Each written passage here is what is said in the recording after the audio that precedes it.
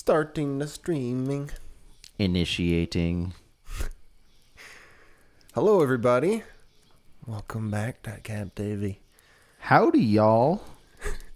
We're talking. Guess what we're talking about today? Movies. Movies. And we're getting into the realm of aliens.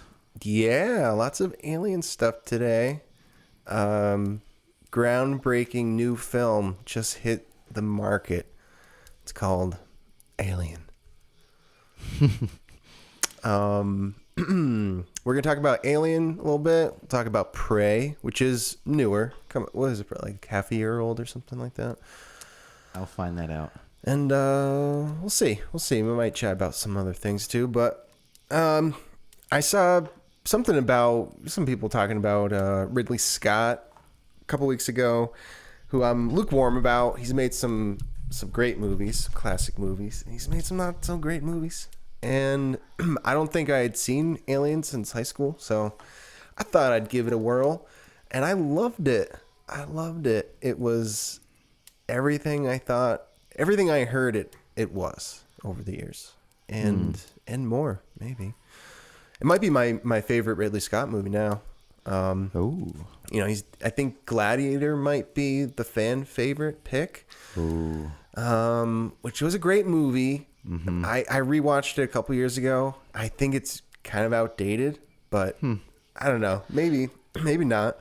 That was Gladiator just my always take. gives me the feels. Does it? Okay. Mm-hmm. Yep. For sure. Yeah, I could see that. I mean, it's definitely a good movie. But if there's something about Alien, though, to put in perspective, I think it's like this could have come out last week, and I still think it would be a hit.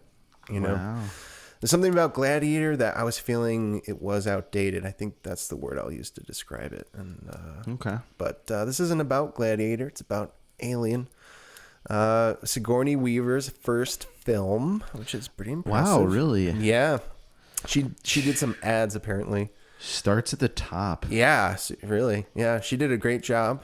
You don't really know going into it. I tried, a lot of it actually I didn't remember, so that was cool. But some of the things I did remember. I was trying to experience it like it was my first time, Mm-hmm. So through that lens, I could see how surprising it would be for the audience to not know. You don't know who the protagonist is.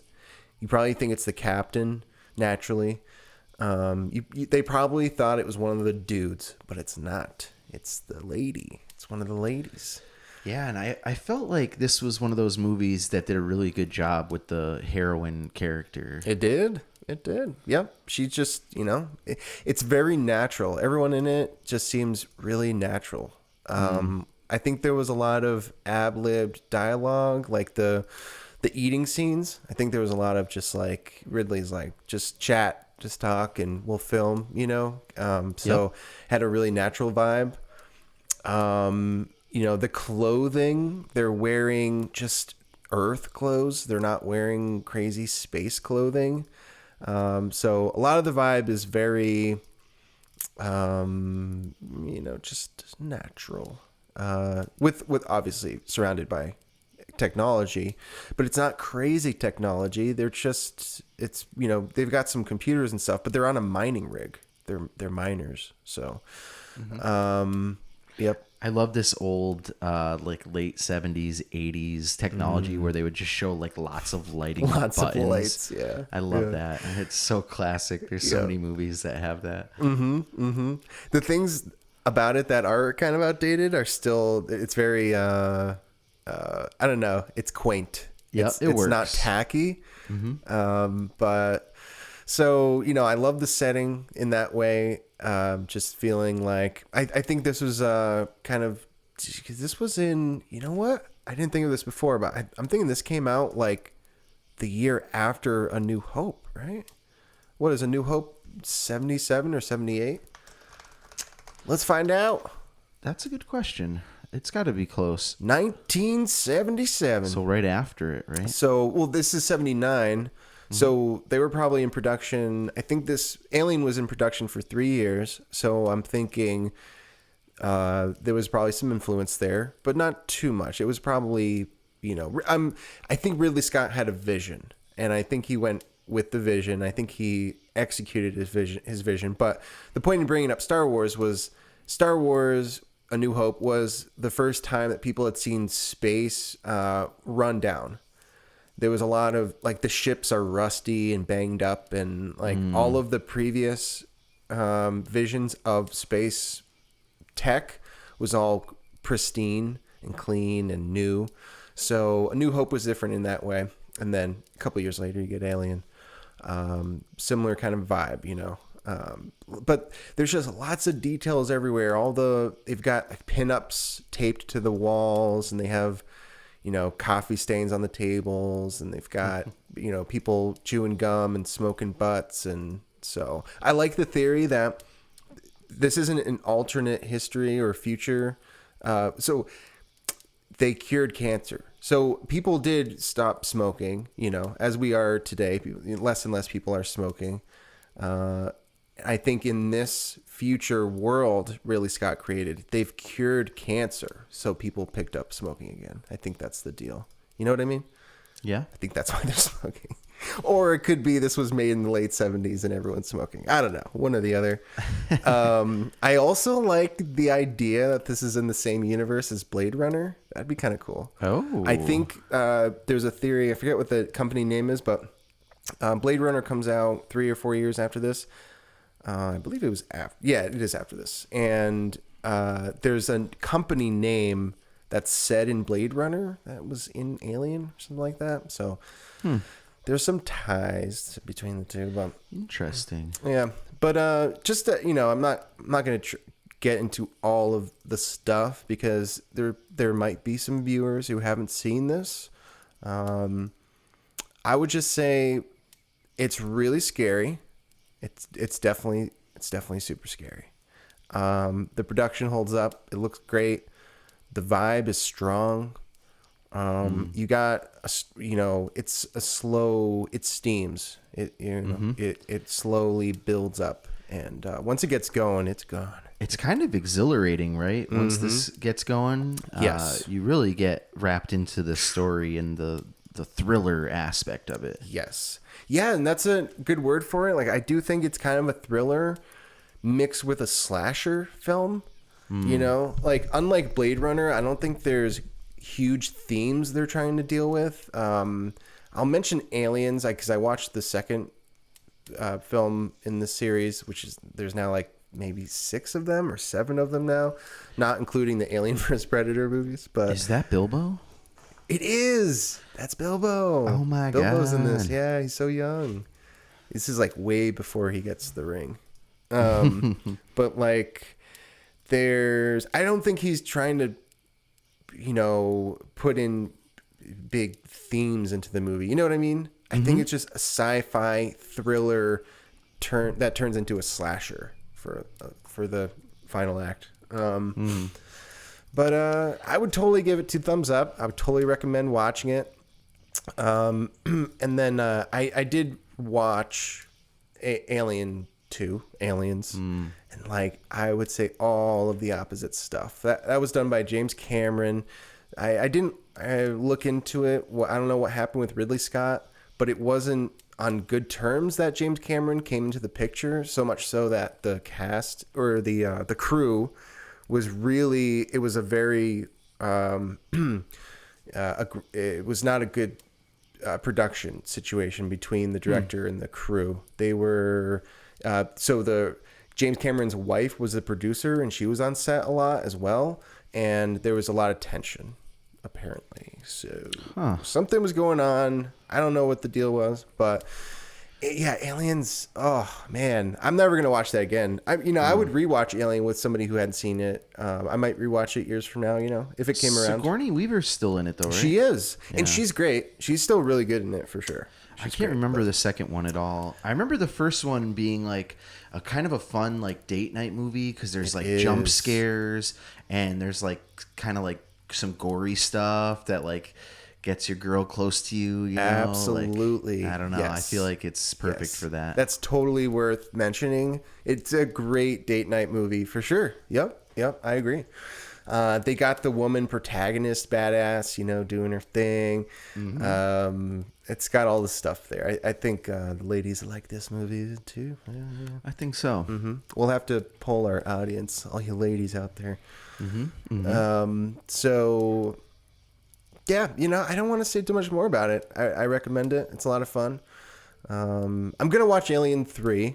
That's the last one she's in, I believe. I think she did a trilogy and then they moved on. But yeah, and the third one I really want to see too because it was David Fincher's big hit. So so Ridley Scott, he had done some stuff before this. He did I'm spacing on it now, but Terminator. No, sorry. No, that's James Cameron. James Cameron did Terminator 1 and 2, and then he did Aliens. But let me see. Ridley Scott, I'll look this up, but, we'll talk about Prey in a second too, but because he's got a crazy filmography. It'll take me a minute to find this, but. Yeah. I mean, one thing as you're looking into this that's interesting is, Alien came out, you said 1979? Yes. So 8 years after that, the first Predator movie came out. 1987 was the very first Predator movie. So I thought they were closer to each other, but it's actually quite a ways down the road, 8 years later. Wow. But it's a similar, it's a much different plot line, but it feels like an era to me, like this watch out for aliens, they're brutal era. Yep, for sure. Yeah. That's surprising. That is surprising to me. Yeah, I thought so. I would have put them way closer together in time. So he made one feature film, The Duelist, never heard of it, and then Alien. And then 3 years later, Blade Runner, which is, I think, a great movie. I know people have problems with it, and I agree with those problems, but Alien, just a lot of fun. So I was putting that in perspective because David Fincher comes along for Alien 3 years later, and it's his first film, and he was really abused in the process. Lots of rewrites, lots of reshooting, lots of notes from the producers. He was getting pushed around a lot, like we see nowadays with the big production companies.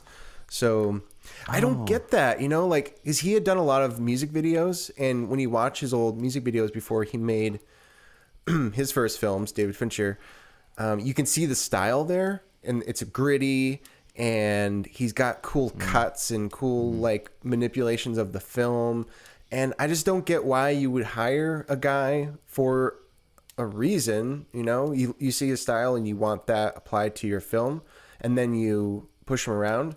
I don't know. I don't see why that would be the way to go. I'm not sure. As you look at this list, though, one movie jumps out to me. I love the movie Legend with Tom Cruise. Yep. Yeah. It's such a classic fantasy for me. Yes. I didn't know that Ridley Scott did this. That's kind of awesome. I'd forgotten that, honestly. Yeah. I watched this a couple years ago with my kids, and they really liked it. Oh, cool. Okay. It held up. Obviously, some of the stuff looks kind of cheesy now, like the devil in particular looks kind of cheesy. Yeah. But the story was cool. Yeah, I should rewatch that. That was fun. I remember seeing that years ago. Yeah. All right. Well, that's all. I have some little things. The face. Okay. So you've seen Alien. You remember, right? Oh, yeah. The face hugger. Dude, super freaky. The face hugger is so freaky to me. The whole idea of this thing attaching itself to your face and then wrapping its tail around your throat and then inserting an egg-laying thing down your throat. Oh my god, it's crazy. But it's a myth actually that the scene where the chest burster comes out of the dude's chest. That they didn't know that was happening. So party pooper here, that wasn't true. Man. I thought that for years. What it was that they didn't know there was going to be so much blood, and the set smelled really bad because they were using a lot of real organs. So man. it was smelly and it was really graphic. A couple of the cast members had serious problems after, like they were traumatized by it, momentarily. It wasn't like, I don't know.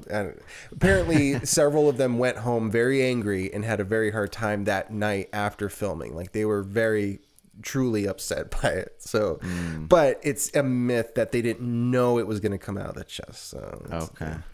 that's a thing. But like the face hugger, you can see it. It's just so it was made with oysters and cow stomach and liver, and it just looks disgusting. And apparently, it smelled very bad too. So that was Ridley Scott is known for messing with people though. Like there was a lot of things going on the set where he was manipulating people to, he was manipulating their behavior to get better reactions out of them. But I'll leave it at that. I don't want to spoil much for anybody if they haven't seen it, but yeah. So Prey is in a weird way connected in the alien world. Yeah, I think I would start by going to Predator. So Yep. Predator, that came out 1987. It was 8 years later after Alien.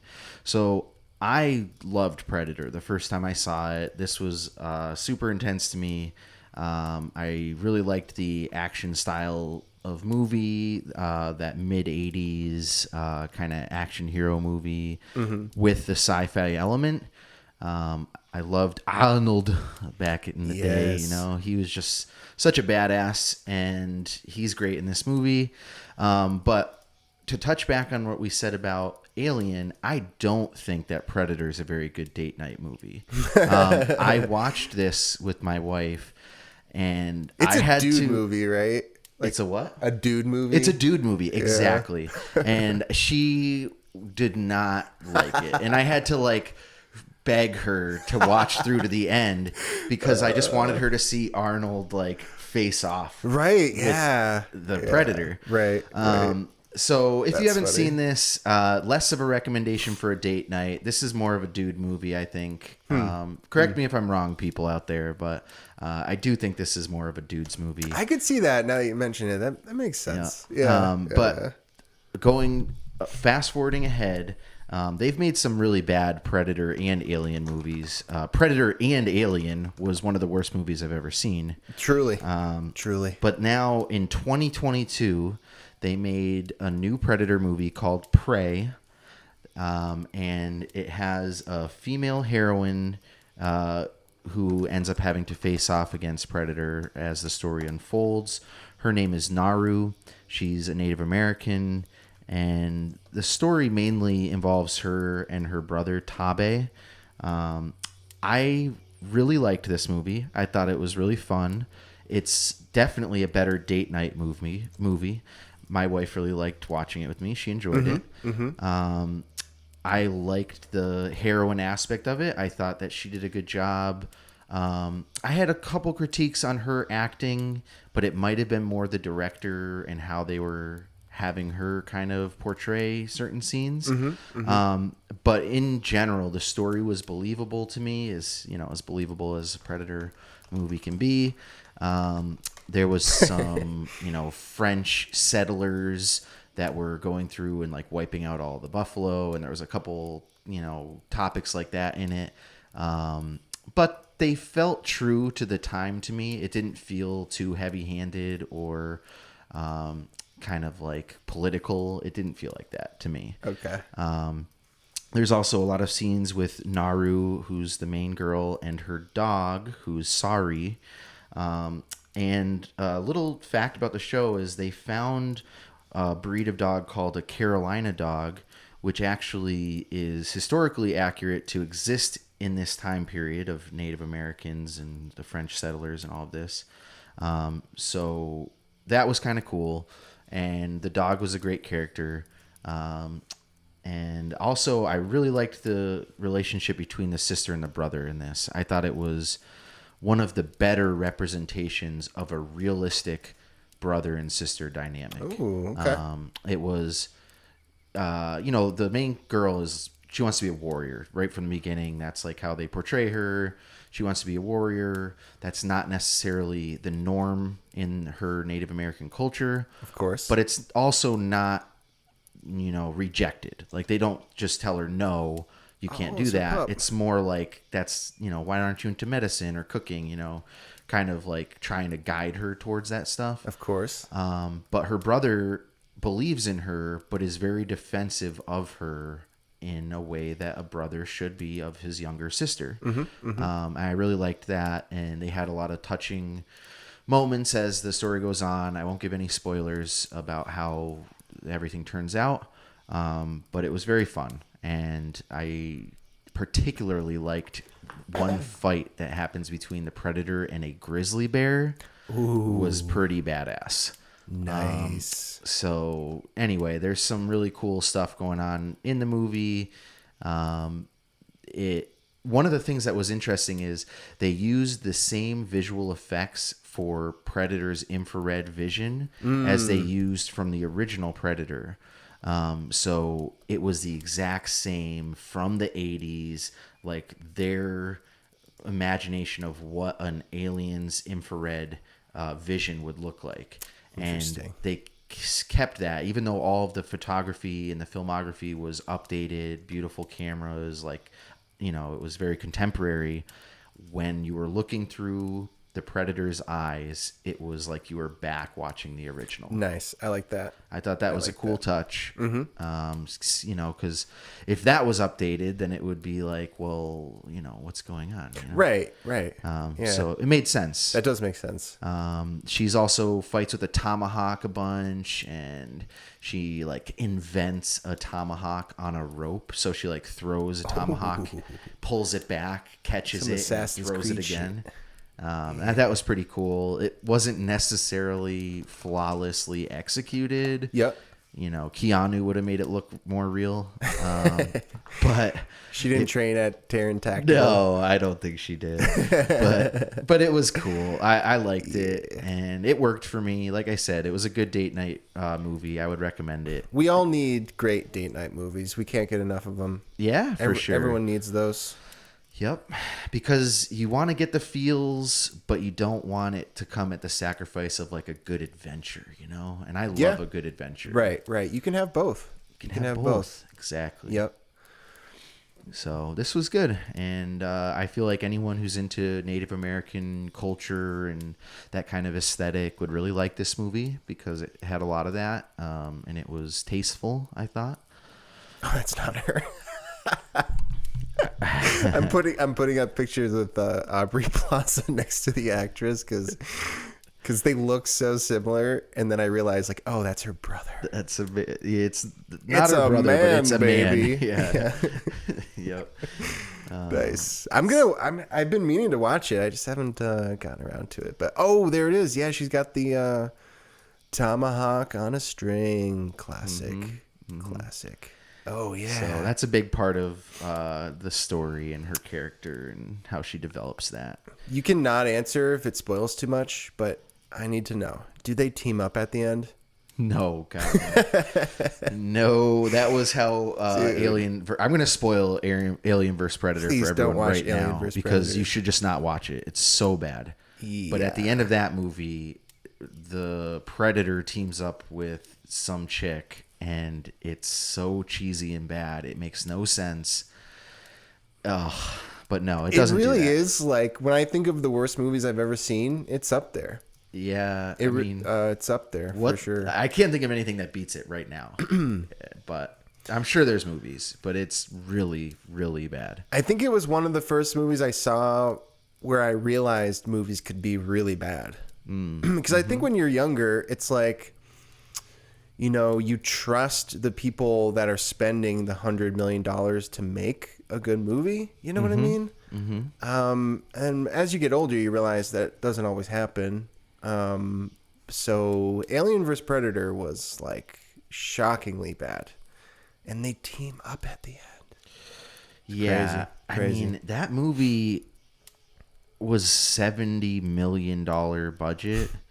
So like you said, you probably double that to account for advertising. Mm-hmm. So yeah, $140 million to make one of the worst movies ever. That's so crazy. bad. It's legendarily bad. Mm-hmm.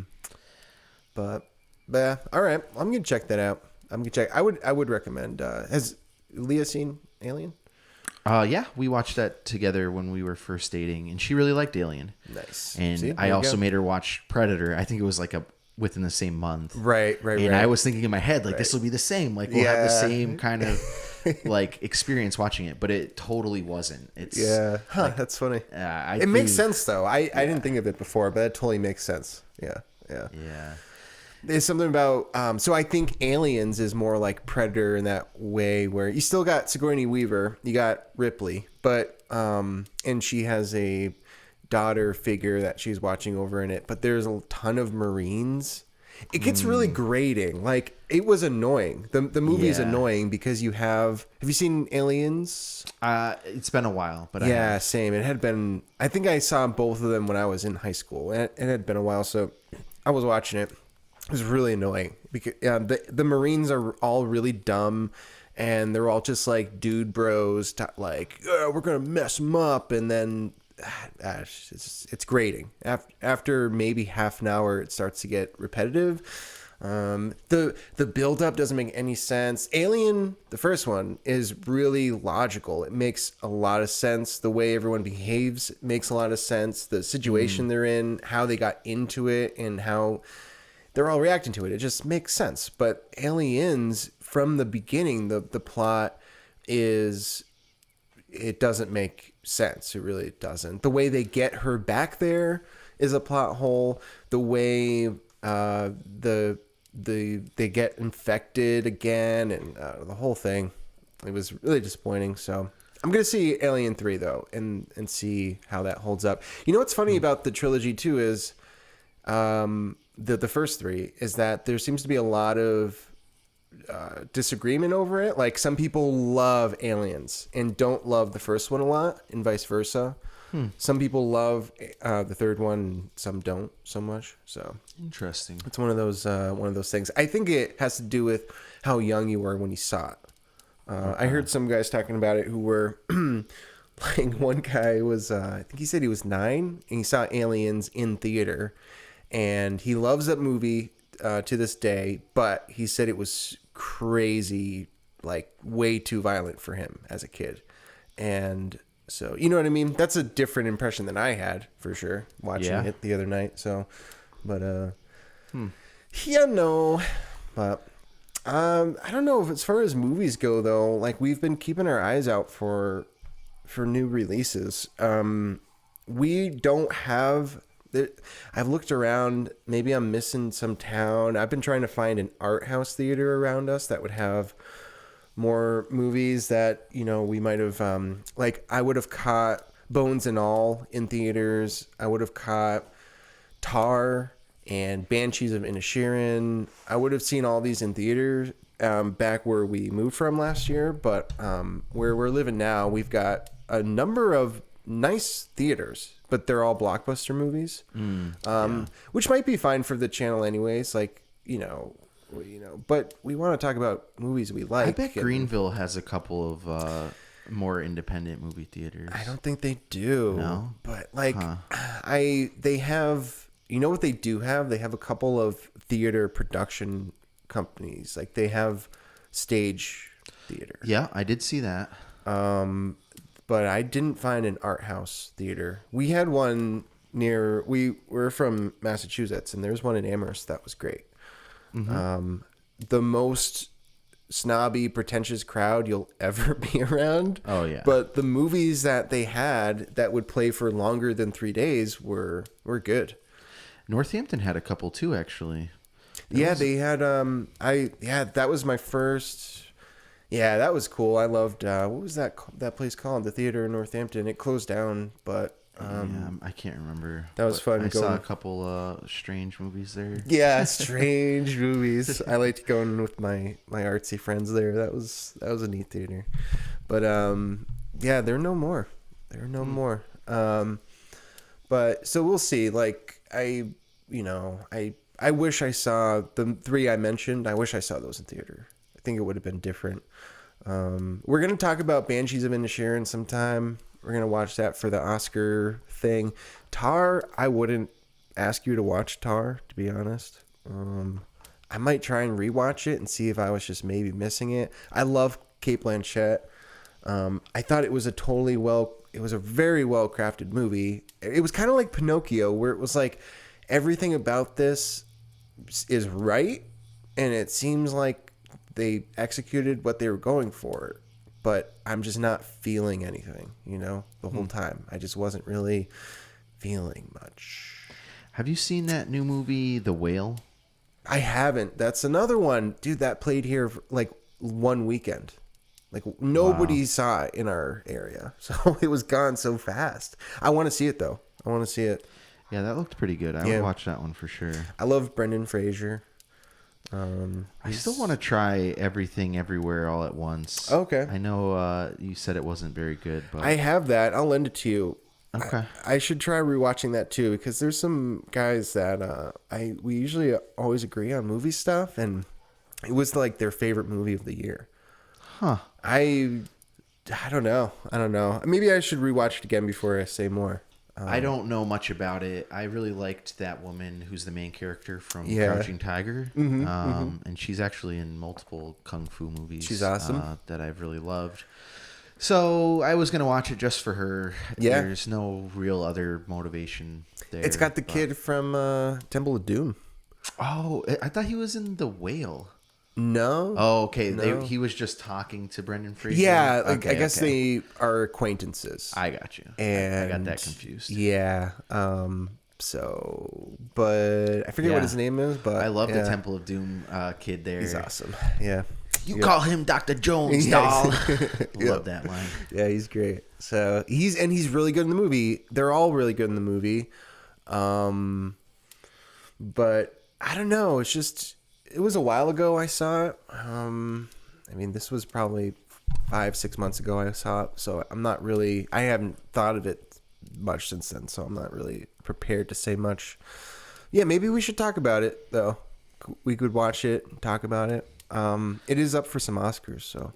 Yeah, I think that would be good. Because I think I could get Lee to watch that one, too. So that's always part of my motivation for picking different ones. Of course. Yeah, Banshees of Inisherin might be a dude bro movie, very different from something like Predator, but I don't. At the same time, though, like there's some really awesome There's some movies I really love that are like they're not for dudes. So I see movies that are like for guys, like Banshees of Inisherin is like about guys who are friends and they're having like friend problems. And I feel like women wouldn't care about the movie. And I'm like, well, you should. Like, don't you know guys? Like, you know what I mean? It's like, I don't know. Like, I've seen a lot of chick movies. And they're categorically, like, made for women. But I'm like, oh, I'm glad I watched this. Like, I feel like I understand women a little bit more. You know? Sometimes. I'll say sometimes. You know which movie Lee has been trying to get me to watch a lot is The Notebook. And I've seen this. Oh, yeah. I've already watched that movie. Right. And so my argument the greatest with her on-screen kiss of all time. Yeah. So, she just thinks it's like the most romantic movie. And so I've seen it, but it was a while ago. I'm probably going to end up watching it with her again soon. But my thought on it is that it gives women watching it romantic feelings and not necessarily men. And I think the reason is because it focuses on all of the romantic things that the man does for the woman throughout their life. It doesn't necessarily focus on things that the woman does for the man. So it doesn't give a man watching it the same kind of romantic feeling. Interesting. That's my thoughts on it. I'm probably going to watch it again soon, so I'll touch base again and let everyone know if I think it's really romantic. But I think it's more geared for like to give women that feeling. You know, the rose petals laid out and like all of those things that he does for her. He writes her letters like, is it once a week for like many years? He builds a house by hand. And then he's still reading those letters to her when she has dementia and the can't whole even dementia remember thing. I know that she's married to him or whatever. So yeah, I get the romance, but again, it's all things he's doing for her. That's how I view the movie. So that's why I think women like it. And I was just trying to explain to Leah why I like a romance, but I like it to be both ways. Like I like to relate to the guy character and feel like romantic. When I relate to the guy character in The Notebook, it's like he's just getting like screwed the whole movie. Like he's got his letters aren't getting to her for years and years because someone's intercepting them. Like what's he getting out of it? And another guy gets her, and for half the movie another guy is like with his chick, and then when they're back together it's the future and she doesn't even remember him. So it's just sad for the guy to me. But again, maybe I'm wrong, maybe I'm a jerk, but that's how I see The Notebook. Yeah. Interesting. I think that's a good take. I could see that. Maybe we just went back to 1979, so we could probably get back to The Notebook. Do another throwback. I mean, I know girls are still watching that. New generations of girls are still watching that. Their moms are telling them to watch it. Yes. My girls are all on board with that now. So interesting. It's circling around. Interesting. Wow. Maybe I'll rewatch it. I mean, yeah, like you said, I can get down with a good romance movie. Yeah. For sure. I mean, The Matrix is my favorite movie. That's a romance. That is a romance. There's romance in it. That's a good. See, that's my kind of romance. I was thinking La La Land. I liked that. Yeah. But it also, that kind of had like a sad ending. I guess The Notebook does too. It did. But yeah, like my favorite kind of romance is like more of an adventure that has a romance in it. Of course. So like, Lord of the Rings is like a romance, kind of. There's a romantic element to Aragorn's story. Indiana Jones. Yeah. It's Indiana Jones. Star Wars. Yeah. Well, the romance in Star Wars is like a sibling thing that wasn't supposed to happen. Hey, it counts, okay? It counts. Yeah. But no, you know what I mean? Like I do. I like romantic elements in a movie. Like I'm not heartless. I do like that, but I just don't like it when it's necessarily the centerpiece of the movie. I know what you mean. Sometimes it works. La La Land was good. I did enjoy that. I actually really liked Moulin Rouge as well. And that's really centered on the romance. Yeah, that's a good one. That's a good one. But do you feel insecure when you're watching something with Ryan Gosling? No, I don't. That's good. I honestly, it's a top G right here. Yeah. Oh, for sure. For sure. I mean, I feel like I'm maybe not too old, but I've been married for too long to be like threatened by like some guy who can, he's better looking, does shit better. Like it's like whatever. There's lots of those guys, like that's life. And Leah knows that she doesn't match up to every woman out there either. That's true. That's true. Come on, Rachel McAdams. Come on. Yeah, I mean, for sure. Like, this is Hollywood we're talking about. There's lots of really good-looking people, really talented people. Yeah, it's got all sorts of people. Plus, their dialogue is being written by professionals, so that helps them be awesome. Hey, as a songwriter and poet, I like to believe that I've given some women movie moments. Okay. Oh yeah. We can all live up to it if we really set our minds to it. For sure. But yeah, sometimes you're not laying out pedals for her, she's laying out dinner for you or something. That's all I'm saying. We're just gonna enjoy this MTV. Do you remember this moment? I remember people talking about this. I don't think I saw it at the time. I remember hearing about it. They did because, dude, women love this movie. I think that's why this came up, because this is like, yeah. Oh yeah. I think if I were to pick, like, what do you think is the most popular romance film of your generation? I would say The Notebook without hesitation. I see. Titanic is possible. People love Titanic. You think over The Notebook? That'd be interesting. It's close, but I mean, Titanic's like the top grossing movie, and it is a romance. We need more live viewers so we can do these polls. Yeah. We need to run We need the stats on this. You know which one girls also really like? Ooh, wow, look at this. Fiery.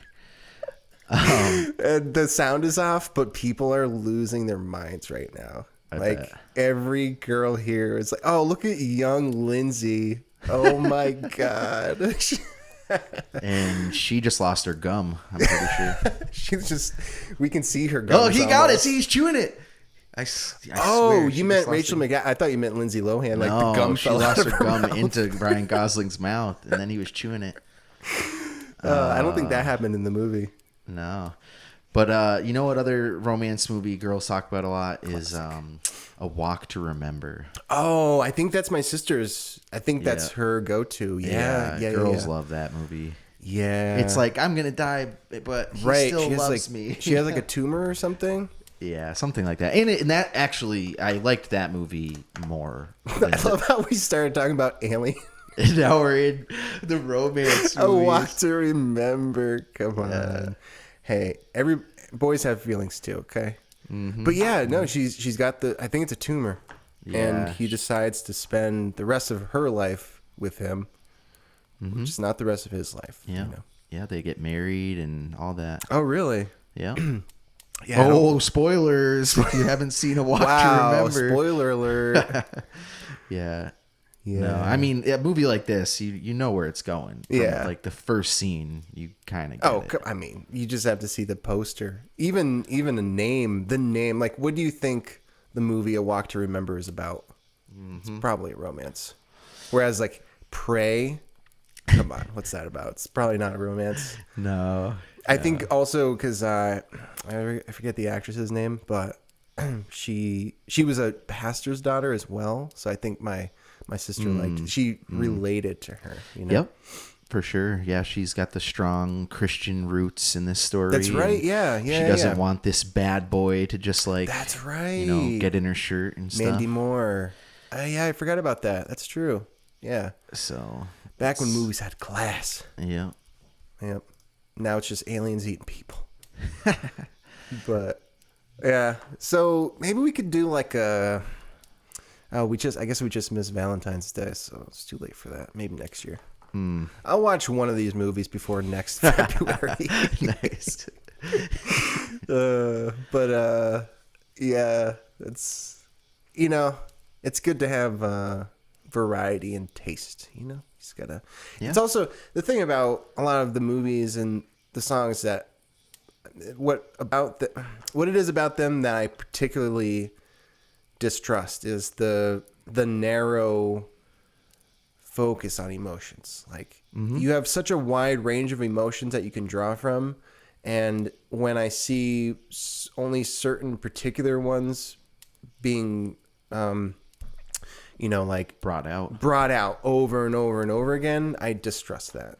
Yep. So I would totally recommend watching and listening to different things to get different emotions. And, it's like, especially I'm married, I gotta throw my wife a bone once in a while so that she'll watch something that she's gonna not really love, like, because there's stuff I want to watch that she doesn't care about and vice versa. So yep, for sure, definitely got to compromise on the shows and movies sometimes. For sure. Well, with that said, we'll just leave it here with this fine lady here. One of the best heroines in film. Look at those buns. Look at those buns. It's so funny. Imagine that today. It's funny. Yeah, she rocked it well, though. Oh, yeah. Iconic, too. That's how you are remembered is you get those buns up there. You get the buns. It's funny because... like when I see she was attractive. Princess Leia is very, very attractive. But like when you see behind the scenes of making those movies, like in real life, she was gorgeous, absolutely gorgeous. You know who else was really gorgeous too was Harrison Ford. Like my God, that man. Whew. Dude, enough said. He was like my childhood hero, both Indiana and Han Solo. He's just such a casual badass. Yeah, and he was a carpenter. Oh, that's what I'm gonna look up. He was a carpenter, this might be another one of those Hollywood myths, but the story is that he was working on sets, and then somebody was like, dude, you know how gorgeous you are? You should be in the movies. Like, why are you building the sets? And, you know, he had so much charisma, too. Like, I'm sure people just liked him. So, you know, when you're good looking with charisma, you can go places. Mm-hmm. That's just a fact of life right there. But, there he is. Oh, he's doing some wood stuff. Yeah. Yeah, but he was. Yeah, he was. What a guy. He was he was a renowned stoner too. He was one of those smart pokers. Oh, here we go. All right. There Come it is. on. Professor Indiana. Professor Jones right there. Anyways, I guess we'll end it here. Yeah, I was going to mention the Eric Weinstein podcast I listened to this past week, which is really good. But I guess I'll just say, if anyone likes podcasts, Eric Weinstein on Joe Rogan was really, really good. Really, really good. Good stuff. What were they talking about this time? So Rogan had him on because they had a late night phone call about UFOs. And Eric has been, he admitted himself, he's been for a long time like, oh, it's a bunch of baloney, blah, blah, blah. Like, don't, this bigger fish to fry kind of thing. Mm-hmm. And so he came on to say he was wrong and he thinks that there's something going on. And then with, because we've had a lot of both, our government declassifying information and sharing information, and then lots of like high profile videos of UFOs lately, some stuff going on. So Eric comes on as he's a theoretical, he works with shapes. I forget what you call it. This is not my field of expertise. He was a mathematician, but he works with like theoretical shapes that geometrist. Yeah, like he's designed shapes that function in multiple dimensions, like fifth and sixth dimensional shapes and stuff. And like, he's a brilliant dude. He's not a physicist, but he like reads physics like as a hobby. Like, he's that guy. And I say that to say that his argument is, and he shares this over 4 hours, it's a 4-hour long interview. His argument is physics has not developed in 50 years. It's gone nowhere. Part of that is because of gatekeeping, which is you have people in high positions who block the spread of new developments. And then you have incompetence. You have underfunding, you have some funding being misused, corruption. He laid out like a lot of problems that are causing a stagnation in the development of physics. And what he's saying is that not only, it's twofold. One, what we're seeing in these UFO sightings is not possible with the technology we have.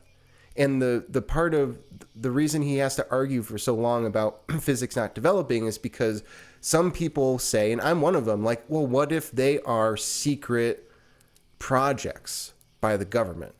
Because that's reasonable. Oh, yeah. It's reasonable to be like, well, of course, like the government's going to have secret projects. So what if it's just we're seeing them happen? And his argument is, he's 90% sure. And I think it's more than that. He said 90% on the spot, but I think he's more certain that that's not the case, because we would see ripples of the developments in the physics that would lead to that technology in the public.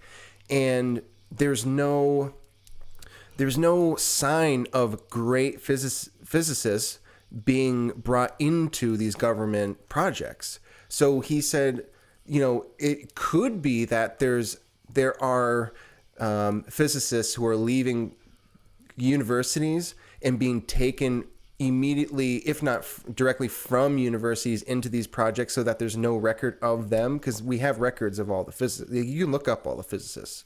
They have their degrees and their masters and all their stuff.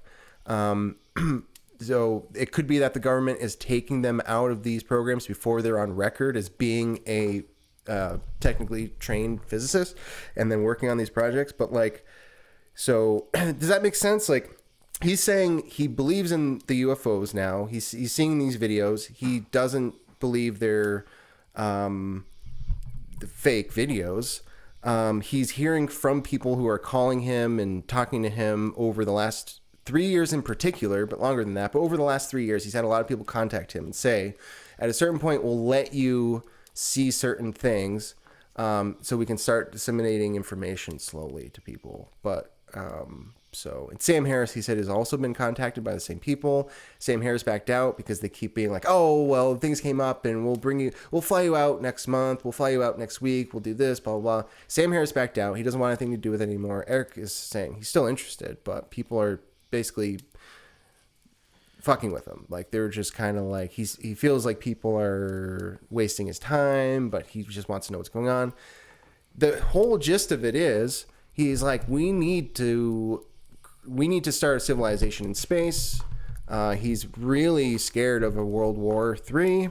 He's scared of nuclear annihilation. So he's like, he thinks that we might be wasting any shot we have at creating a civilization in another galaxy, essentially. He believes that it's possible for us to get the technology to travel through space like we've seen in the movies. And he thinks we have proof of the extra dimensions. We don't have the technology to use the extra dimensions, and the people and the funding that would help us get there are being blocked by the government. So, and he explains this over 4 hours, and that, I think that's a pretty good explanation of what his argument is. But interesting. Yeah, that sounds like something I'd be interested in. I should check it out. Yeah, it was good. Yeah, and he has a great way of, again, like, you know, I've never read a page of physics in my life, so I know he's communicating things on a level that somebody like I can get the gist of what he's saying, but he's also sharing enough information that people who do know what he's talking about take him seriously.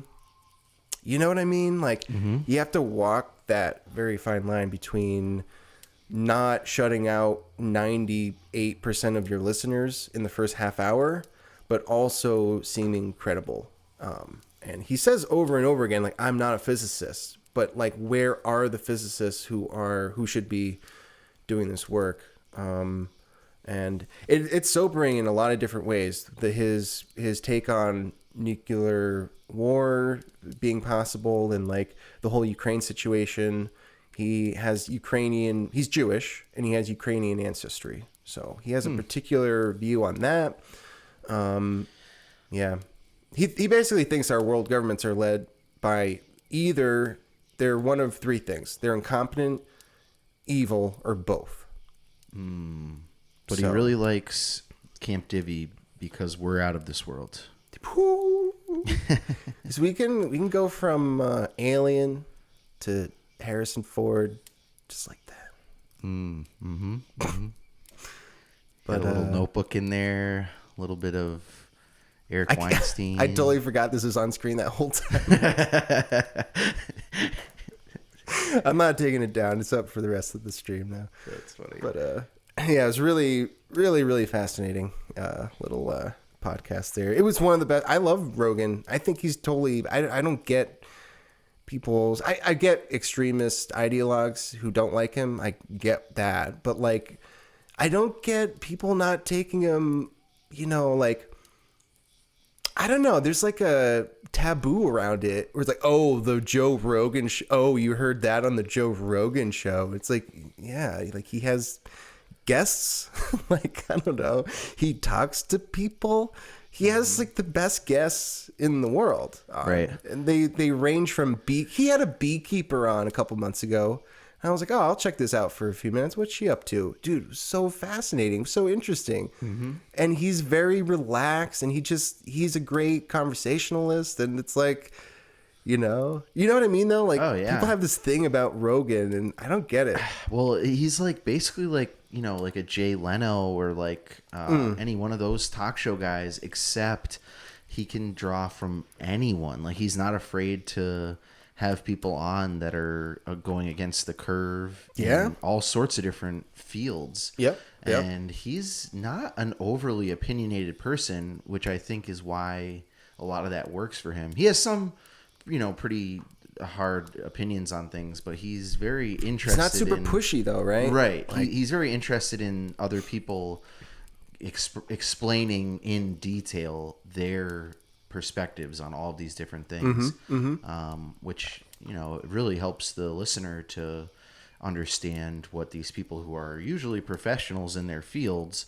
are talking about. Yes, for sure. Really interesting. Yeah, they're fun. And sometimes they're just funny too. Sometimes he just has people on to like fuck around and be funny. Yeah, his Save the Park episodes. I catch some of them. They're really funny.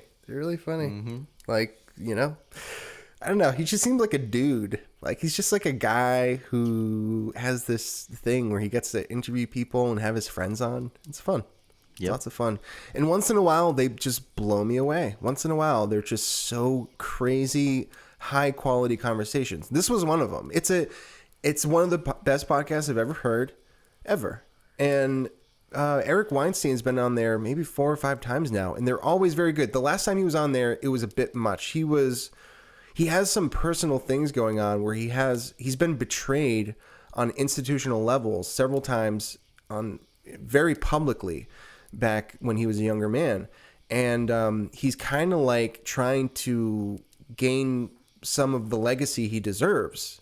And so there's some personal stuff going on there, and I'm totally rooting for him because I know his story. And I love his brother, Brett, and Brett's wife, Heather, are gems, absolute gems. I would do anything for them. They're just great people. I trust them. I think they're brilliant, and they're just lovely people. And so there's a lot of emotion there, I'm rooting for them. I'm like, dude, hell yeah. Like, so I just mentioned the last time being hard because I think it was very emotional, and I think maybe he was a little off track, but I would also totally recommend Brett Weinstein's. Any episode of Brett Weinstein on Rogan, it's top tier. It's the best. It's good stuff. But yeah, Brett was big for me in 2017 because he was going through. He was excommunicado from his university, where he was a loyal, beloved professor with his wife Heather, and they went through a really heartbreaking. They have a heartbreaking story of what they went through there, but they're top tier people, so they're doing okay. Good people, the Weinsteins, but yeah, not as good looking as Harrison Ford though. Not as good looking. Sorry. But anything else you'd like to share? I think that's it for today. All right, that's about good. It's about 58 minutes. There you go. 58 minutes of high quality content. Out of this world. And as always, I got my tagline now. I've said it a couple times, and I'm just making it the thing. You're welcome. But until next time, be sure to use your head. Sure.